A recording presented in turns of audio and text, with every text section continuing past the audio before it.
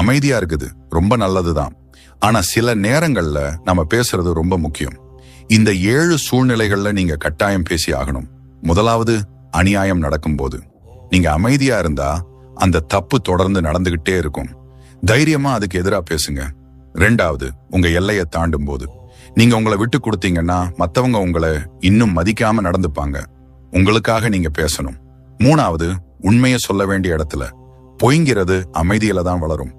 உண்மையை சொல்ல ஒருத்தர் பேசித்தான் ஆகணும். 4வது, ஒருத்தருக்கு உங்க உதவி தேவைப்படும் போது. உங்களுக்கு தெரிஞ்ச ஒரு நல்ல விஷயம் இன்னொருத்தர் வாழ்க்கையே மாத்தலாம். அதை பகிர்ந்துக்கோங்க. 5வது, உங்க அமைதியை மத்தவங்க சாதகமா பயன்படுத்தும் போது. உங்க அமைதியை வச்சு மத்தவங்க உங்களை கண்ட்ரோல் பண்ண விடாதீங்க. நீங்க பேசி புரிய வைங்க. 6வது, உங்க பேரை கெடுக்கும் போது கோபப்படாம ஆனா உங்க தரப்பு நியாயத்தை தெளிவா எடுத்து சொல்லுங்க. 7வது, நீங்க பேசினா ஒரு மாற்றம் வரும்னு தோணுச்சுன்னா சரியா பயன்படுத்துற வார்த்தைகளுக்கு இந்த உலகத்தையே மாத்துற சக்தி இருக்கு. எப்போ அமைதியா இருக்கணும், எப்போ பேசணும்ங்கிற இந்த பேலன்ஸ் கத்துக்கோங்க.